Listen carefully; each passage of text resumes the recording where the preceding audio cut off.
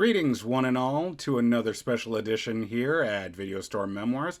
I don't know why I said it was special, but it's always special because I'm here, you're here, we're listening, we're talking about movies. Anyway, it's been a couple weeks, so I thought it was finally time for me to put in my 2 cents on James Gunn's latest directorial movie, Superman, the kick-starting to the live-action DC universe, as it were. But before we dive in, we got to do what we always do here. Let's go to our friends at IMDb. Let's get the synopsis of the movie, and then we can get into the whole conversation. Shall we? Let's go. Superman must reconcile his alien Kryptonian heritage with his human upbringings as reporter Clark Kent. As the embodiment of truth, justice, and the human way, he soon finds himself in a world that views these as old-fashioned views. Okay, that's a little more information than I looked into it, but yeah, I can see where they got that from. Okay, now that we've got the preliminaries out of the way, let's get to talking about this movie in and of itself. So, like you people know, anyone who's tuned in, me, my partner, we're nerds. We're nerds of all kinds. We're the people that if you need to know something about something that's not really mainstream, we can probably find the answer for you.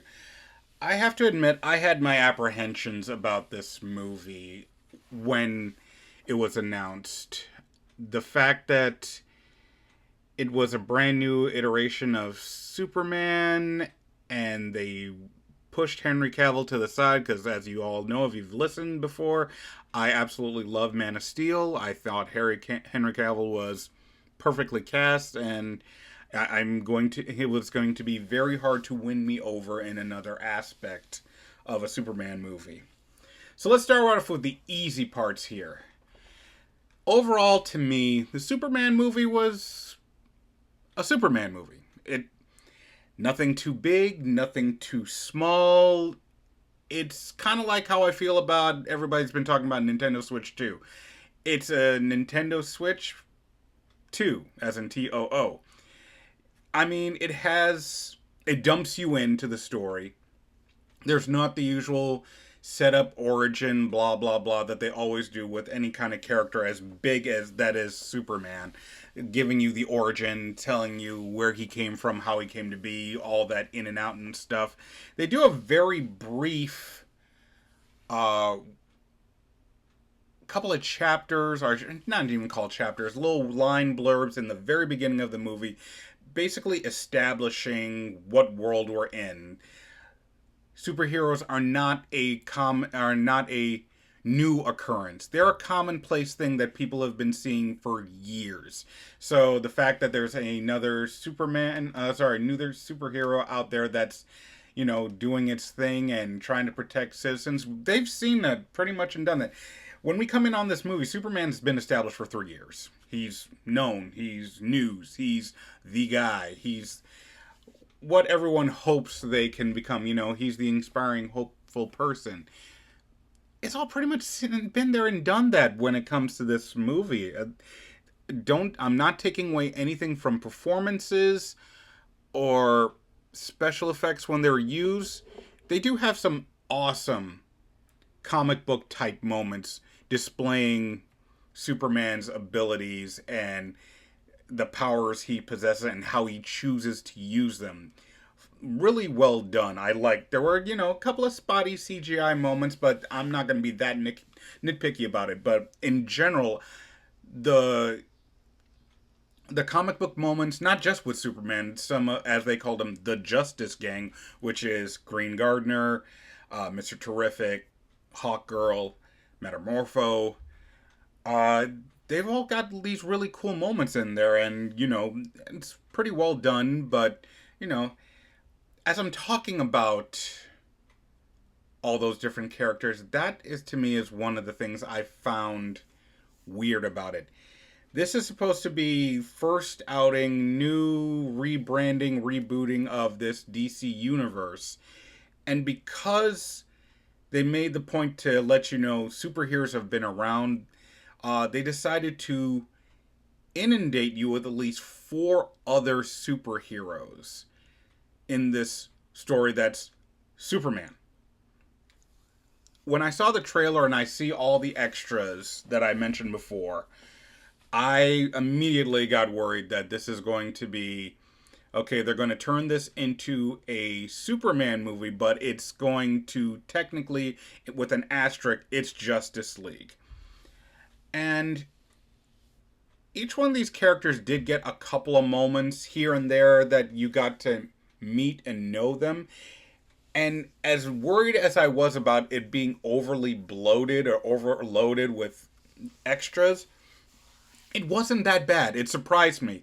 They were here in a moment, here in another moment. Maybe on screen for these characters was, I don't know, maybe 10 to 15 minutes. The person who got the most airtime was Mr. Terrific, which I will admit I am happy for. They did an excellent job portraying this character, bringing him into live action. Amazingly done.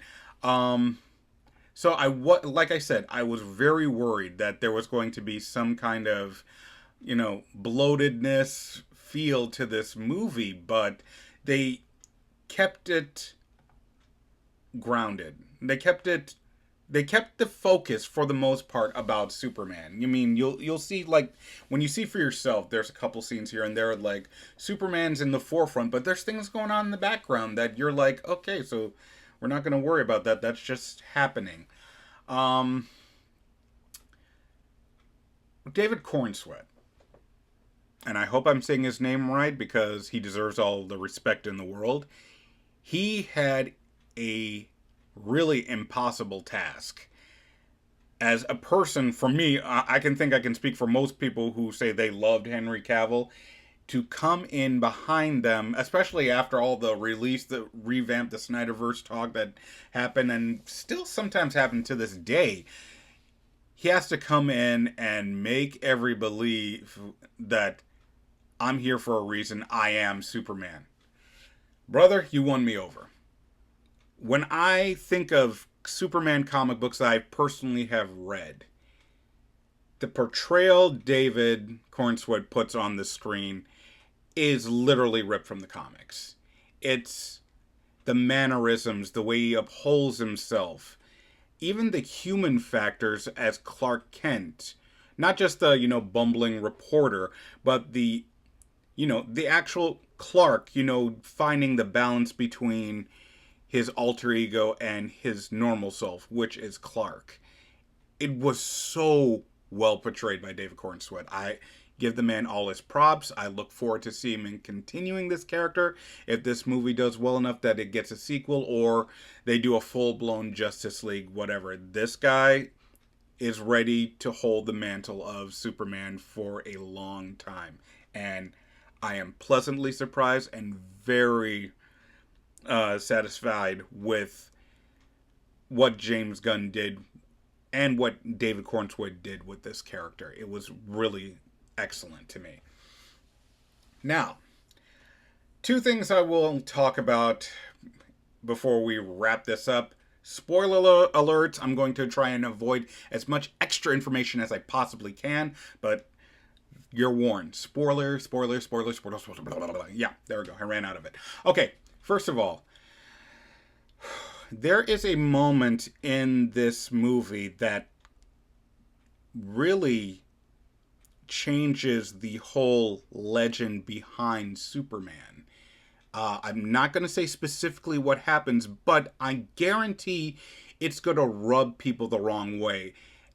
I'm all about, taking, artistic license on certain things, but without giving super spoilers, it's one of the bedrock principles that Superman comic was founded on. And for them to make this switch in it, I know it was more of a plot point more than anything to do this, but I question the point of using that as a plot point, because everyone who's gonna see this is gonna wait a minute, that's not Superman. That's you can immediately tell, okay, somebody wants to do something a little different. I'm going to put it up there with Man of Steel, the moment where at the end of the movie, again, spoilers if you haven't seen it, where Superman kills Zod. It was like, oh my god, hero, Superman, the boy in blue, the golden boy, he killed somebody. It's that kind of shake-up in the legend of Superman and his backstory. So keep an eye out for that. I can see the plot point, but I don't know where they're gonna try and go with this. It could be one of those little throwaway moments, like I said, specifically toned to this movie, but I really hope they don't try to lean into it, because it seems like a really hard task to keep something like this going. Last and particularly not least, let's talk about Krypto, okay? Cute dog. Insanely cute dog. They brought him in there so everyone can relate. Oh my god, my dog is that same little asshole that I'm seeing on the screen right now. But at some points, this dog is stealing the movie away from Superman. I don't know how I feel. No, I do know how I feel about that. It's too much. It's cool because I grew up watching stuff with Krypto or reading in the comics, and he's he's your sidekick. He's man's best friend. He's there to assist.